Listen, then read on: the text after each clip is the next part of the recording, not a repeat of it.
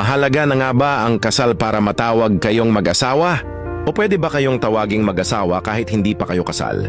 Ano sa tingin mo, kailangan ba talagang may papel, may pirma, may singsing bago masabing kayo'y tunay na mag-asawa? Kasi kung tatanungin mo marami, sasabihin nila oo naman, kailangan ng kasal dahil legal? Yon, may basbas ng simbahan at siguradong legal ang mga anak. Totoo naman. Pero ito ang mas malalim na tanong. Kung wala kayong hawak na marriage contract, ibig sabihin ba nun, hindi na kayo tunay na mag-asawa?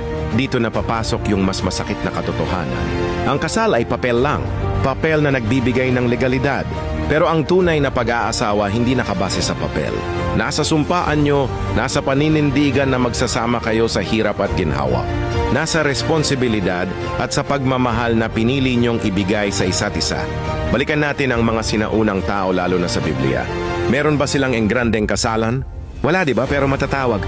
Silang mag-asawa kasi nangako. Sila sa Diyos na magsasama habang buhay. Kaya tanong ko sa iyo, ano ba talaga ang mas matimbang? Ang papel o ang pangako? Kung iisipin mo, maraming kasal nga na legal. May kontrata, may larawan sa altar, pero hindi nagtagumpay ang pagsasama.